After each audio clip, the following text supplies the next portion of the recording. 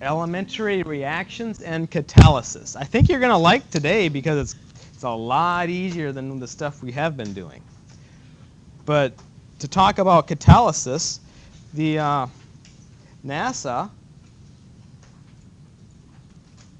on their, well, it's now retired, but on the space shuttle itself, they had liquid hydrogen as one of their fuels and liquid oxygen.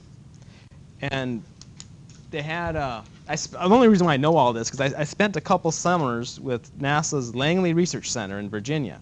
It was a lot of fun. And one of the things that they're short on was a sensor for hydrogen gas. And they have one, but it's electrically based. So electrically based means, you can have a short circuit, and boom, ooh, that's not a very good sensor, right?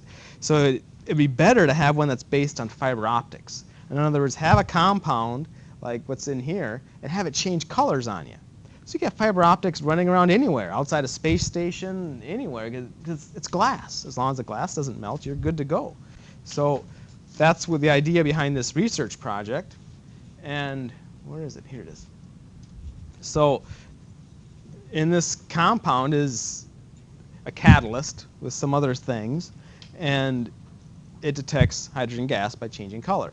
But you have to see the color of it first, right? It looks kind of,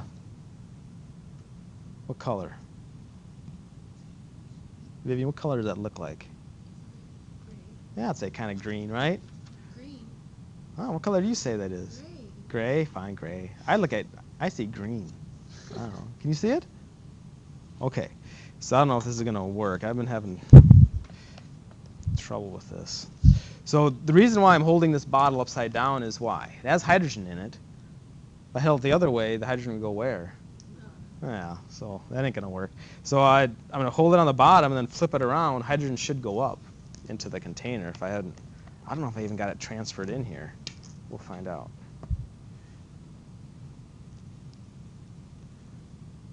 Ooh, it changed, right? It looks what color now? Blue. Yeah, I say that's blue. Okay. So why is Smith still here? Should be a millionaire, right? Hydrogen sensor. I'll show you the problem why Smith is still here. So you put this, look, it works great, right? Put it outside the space station or whatever. Well, had a little leak. Okay, there's a hydrogen leak. Let's go fix it. Okay, well, but this thing doesn't regenerate itself. You have to go out there. Right? What color is it now? Blue. You have to regenerate the catalyst. So the only way that I know to regenerate it is this. Come on, baby. There it goes. Oh, I don't like heating glass. Now, it should be safe because it's Pyrex, but I never trust glass. Glass is my big thing. But you heat the crud out of it. You can see it turning back already?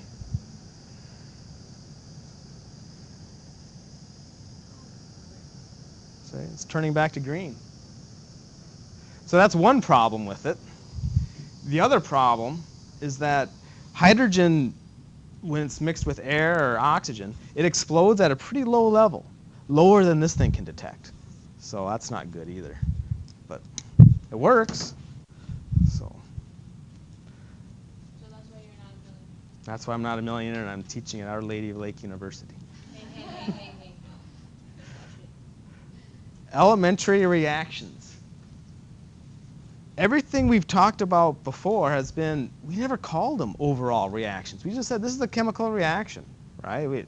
Reactants go to products. Well, that's not really the story. If you want to get an overall reaction, you need to have all these little steps, right? First, at a molecular level, this reactant reacts with this reactant, and then you make this product. And then the next step, this molecule actually collides with A to make D. So they call these individual steps elementary reactions. They're what's going on at the molecular level. And if you want to get a product, well, then you list these little elementary reactions in order that they happen. And they call that a reaction mechanism. All these little steps. First, this molecular reaction happens. And then step 2, this elementary reaction happens. But it's all at the molecular level. And if you want to know what the overall reaction is, pretty much just have to do what? What'd you guess? Add them up. Bless you. So does it look like anything's going to cancel here? Yes. The A's and C's. No? Yes. I don't think the A's will cancel, but the C's will cancel. Oh, yeah, yeah. Sorry. So I'd end up with how many A's? 2. 2 A's. And B makes what, everybody? A D. So this is the overall reaction.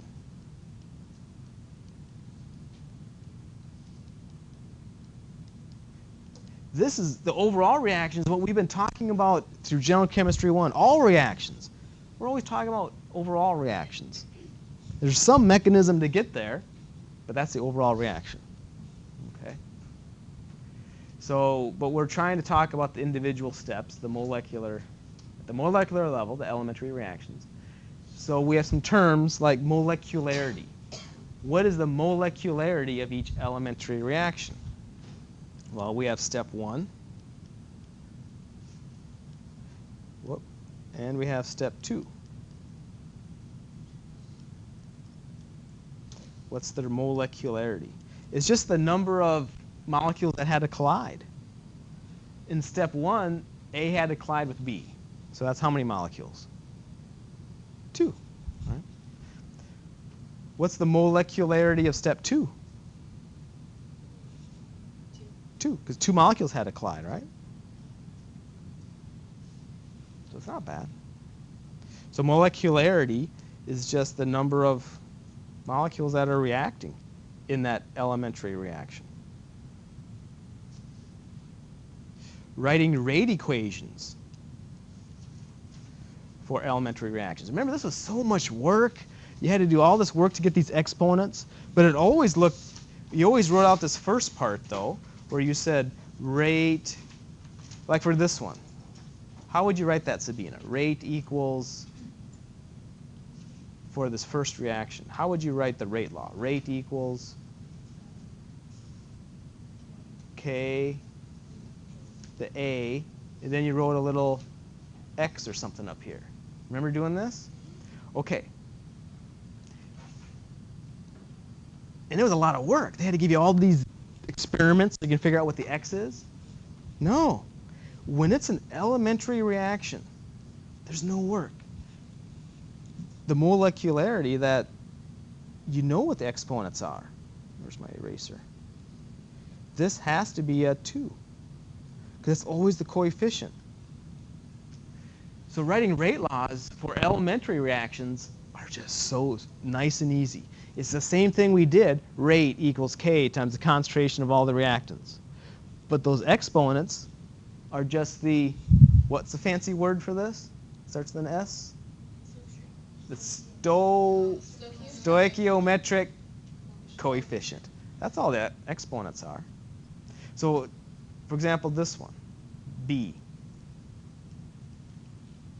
Jasmine, what would you write as the rate law for B? It's an elementary reaction. The rate would be K D to what power? To the 1 and C to the 1. Yeah, I told you you're going to like today, right? That's it? Nice. Okay. Writing overall rate equations, rate laws for reaction mechanisms. Okay, so now they're not saying that you don't have a elementary reaction anymore. They want to know what's the rate law for this entire mechanism. Well, let me close this. Let's say there's all these steps. Step 1, step 2, all these different things that had to happen. But then finally when you got to this step 4, right? So you have all this stuff. Had to go here, here, here, and all this stuff ends up at step 4, but then there's a bottleneck, right? And then you can go on. It doesn't really matter step 5, step 6. It doesn't really matter what happened before or after that bottleneck. That bottleneck determines the rate for everything, because you have to get through the bottleneck. Everything gets backed up at the bottleneck. It's just like driving a car. If you know this certain intersection is bad, that's your whole trip depends on that one intersection, the bottleneck. So you pretty much, in writing rate laws for mechanisms, you look through all the steps and find the bottleneck. They're going to say slow, slower, slowest. You know the bottleneck, so you just write the rate law for the bottleneck. And it's an elementary reaction. So we would write the rate law as rate equals K. For this mechanism, it'd be, oh, Danielle, how would you finish this? Rate would have to equal K times A to the 1 times B to the 1. Okay. So then they have to tell you which step is the slowest. Otherwise, you can't do it. Okay.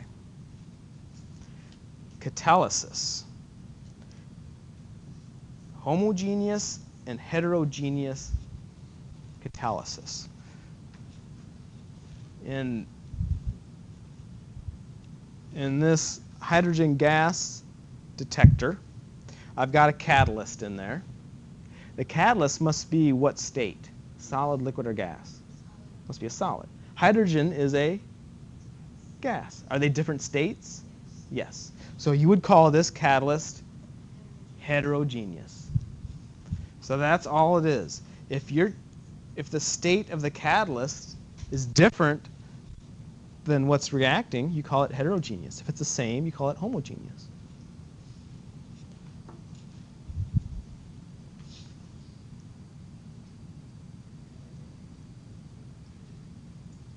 Ooh. Okay, so today the board day, since this stuff will fly through it. So yeah, board day. It's Friday. Let's enjoy it. Make the most of it. So just write your answer up here, because we got to take advantage of the boards when we can. So let's take advantage of it.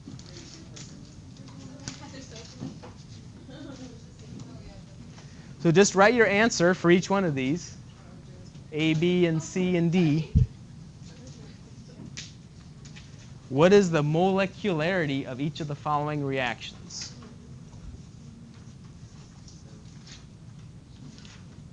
You answer it. Yeah, just write your answer. You don't have to write the whole thing. Just write the answers. Oh, it's not asking for rate law, though. Right? It's not asking for rate law. It's asking for molecularity. Is that a negative? So that's the number of molecules on the which Reactant side? Reactant side. So in A, your answer would be 3, right?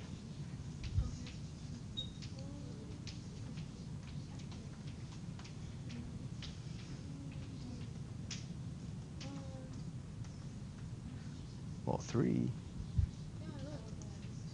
I know. Oh, it's I know. Oh, I didn't see that. I didn't see it. All right.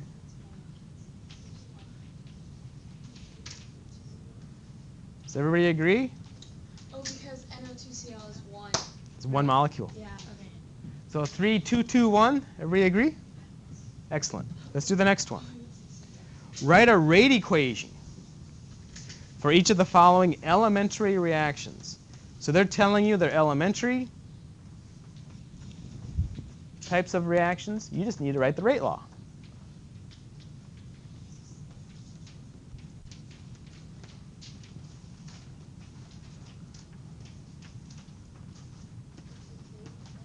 Yeah, the rate equals K, and then keep going.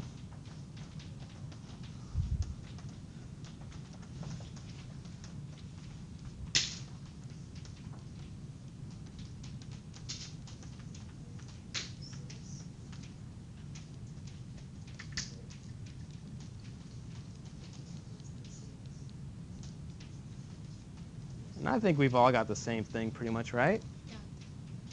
Oh, I should put my ones in there. It looks better with the ones. But, oh, and we all don't have the same thing. What is this? Oh, I don't know what that was. It was like in my brain. Okay. Everybody agree? I have a split Look at the brain. folks around you. I think everyone has the same thing. Right?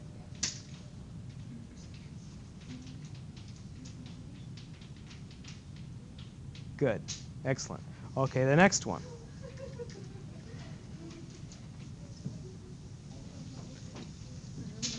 Now we have to. This is a little more thought-provoking. They give us a reaction. Thioacetamide. Reacts with water. And that's the overall reaction. Okay, what? All right? They give us the overall reaction, and then they give us the rate law. Oh, okay. See? And then they tell you that you've got some thioacetamide, you've got some HCl. They want to know, state whether does the rate increase, decrease, or remain the same when you do each of these? Okay. Now first, before I give you some hints on this, what and where the heck is this guy coming from? What is that? It's coming from the reactant side. Does someone remember what that is? We talked about it once and we never ever used it because it's too much work to write. It's a lot easier to write something else instead. Give you a hint. No one remembers? No. If I take water and add an H plus to it, I got this. What did we call it? H plus. Hydro, Hydroxyl. the hydronium ion. They believe that's how H plus exists in water, as a hydronium ion. But it's a lot of work. You have to add H2O, and then you have to write H3O plus all the time. So it's a lot easier just to write H plus. They're the exact same thing. H plus is the exact same thing as H3O plus. Okay, so this one has a catalyst. Okay, so that's the first thing I wanted to mention. The next thing I wanted to mention is they want to know what is the effect on rate. The only thing they can give you, doesn't matter all the information they give you, all this stuff before, all this stuff after, you don't care. All you care about is this, because that's the rate. The rate only depends on three things. Depends on K, the hydrogen ion or hydronium ion concentration, and this thioacetamide concentration. Those are the only three things it depends on. If you're going to change the rate, you have to change one of those three. So you don't care about anything else. Just block it all out. And then try to answer these and say why the rate goes up, down, or stays the same. So try to answer them first, then we'll go through them.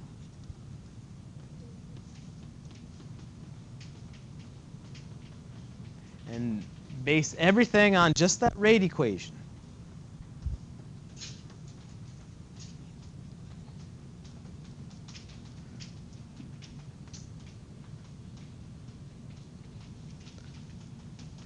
Now in A, you see it? Something special about OH. I don't want to give you too many hints here. See if you can figure it out.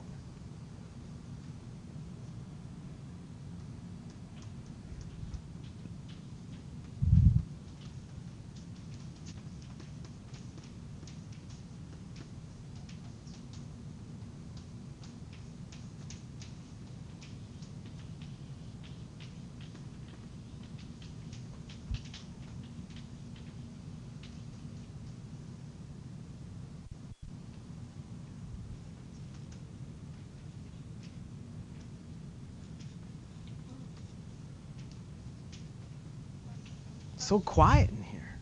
So you guys must not be so sure, right? If the Okay. reaction is carried out before. Oh no, that's after. Okay. Okay, let's just start at the top and work our way down. Since you guys aren't talking, I think you're kind of lost on it. So what's so special about OH? Do you remember? That was the, It makes stuff. any compound that had OH in it, we called it a base. Bases react with acids. Now, how did you find something that was an acid? Oh. It had a lot of what? OH. H pluses. There it is. H plus is right here. So if you had OH minus, what's going to be the effect on the hydrogen ion concentration? It's going to go up, down, and remain the same. What does OH do? Cancels. It reacts with acid, or H plus. You could write H3O plus if you want instead, but we always wrote H plus, so I'm going to, and make water. Right? It's going to react with it. It's going to remove the hydrogen ions and make water. So that hydrogen ion concentration, after the hydroxide reacts with it, it's going to have to go down. It has to. So if the hydrogen ion concentration goes down, if this number right there, if that number is smaller, the rate has to go. Oh, hang on. Down. Because the rate is three numbers multiplied together. Right? And you're saying that, and we are saying that the second one, we're saying that one goes down. Well, that means rate also has to go down because you're multiplying all those three together. Right? So to answer it, you need to explain why the rate decreases because the hydrogen ion concentration decreases. Okay? So that's the game you're playing on these. So see if you can figure out the other three. I didn't like that one. It was tricky. Whenever, like on the for D, anytime because it would be cooler, right? It's going to be colder. So it reacts faster when it's hotter. It reacts faster when it's hotter. So when it's colder, it must react slower. So the rate decreases. You can say the rate decreases. So, and that works, but there's a little bit better way to word it.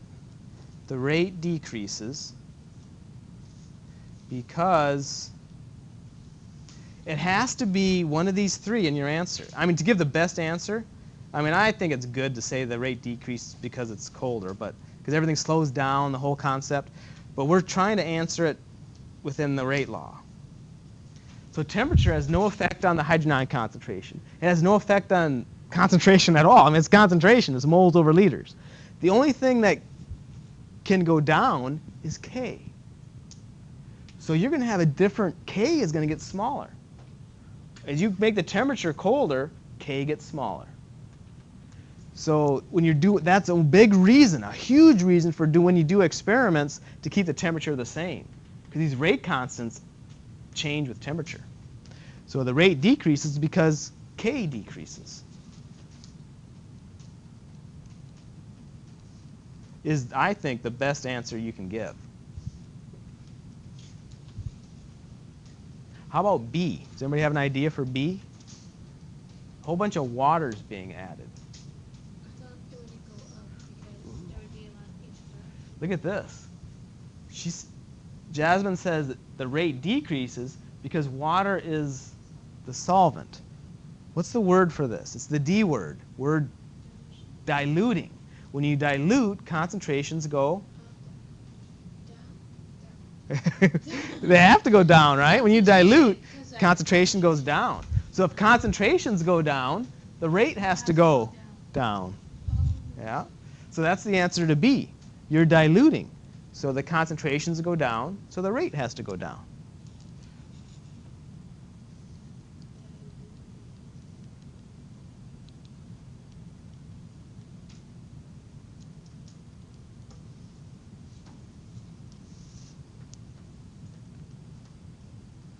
What is a catalyst? So concentrations.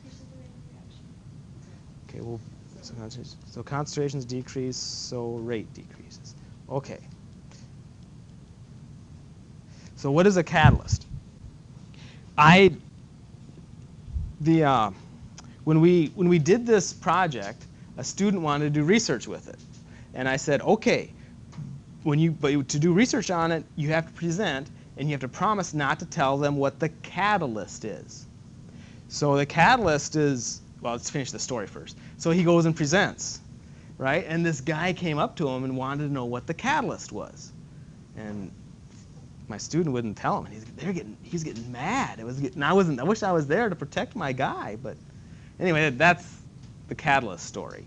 But what is a catalyst? It's something that's going to lower the energy of activation. Because if you want to go from, whether it's endothermic or exothermic, it doesn't matter. There's a hump that you have to get over in order to go from reactants to products. And all it does is it lowers the hump. It gets things in the right orientation. So when they do collide, maybe they need less energy because they're colliding with exactly the right orientation. Or it becomes more efficient with the collisions. So it works really well. And for this catalyst in here, to regenerate it, I got to heat the crud out of it. So it's not a very good catalyst. Good catalysts, right, form product, and then they're there again, all ready to go. So a catalyst would have what effect on the rate? Increase it. It's really going to help things. It's going to lower the energy of activation. An enzyme is a catalyst? Yeah, a lot of them. There's a lot of Yeah. It does its thing, forms product, and then it's still there. To me, that's really the definition of a catalyst. It does its thing, and it's still there. So it's not a reactant. Because it does its thing, then it's still there. It's one of the things that you put over the arrow, right? When you're writing product, reactants, and products, pretty much you almost write the catalyst here.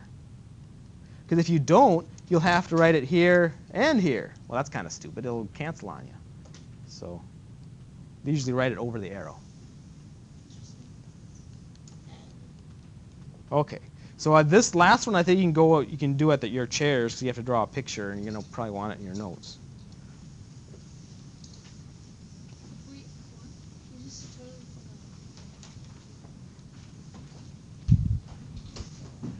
So draw a potential energy diagram.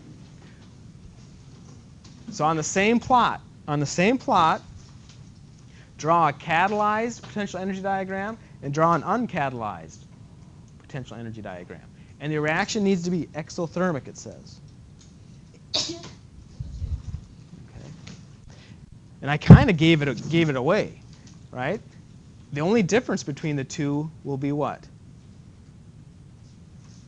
What is smaller on the catalyzed? That little EA, the energy of activation. So draw a potential energy diagram for a exothermic reaction, then just draw a second one on top of it indicating the change for a catalyzed reaction.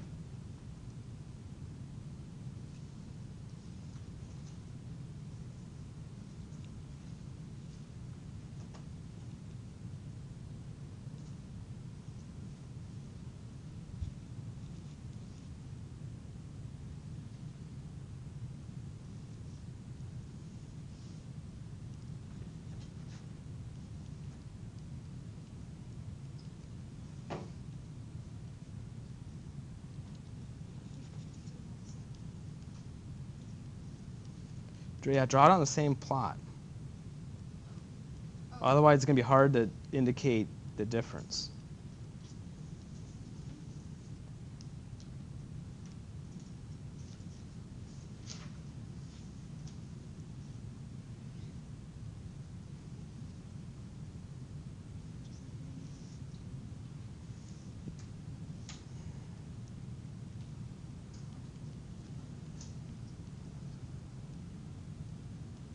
And make sure you label your delta H and your energy of activation for both. And hopefully you're starting high, ending low, because it's exothermic.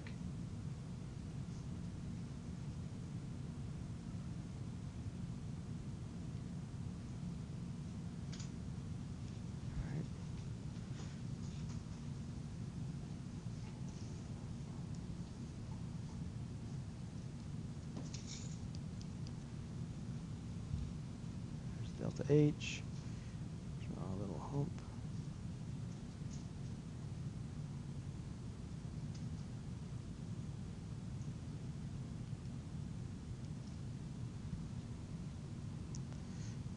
catalyzed, how'd you change it?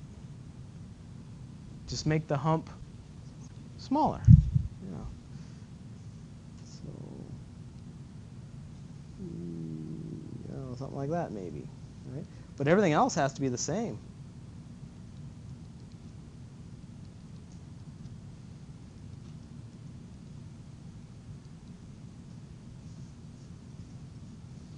There's my EA. So that's catalyzed. And uncatalyzed. So that little hydrogen sensor won't even work unless our proprietary catalyst is in there. So have a good weekend.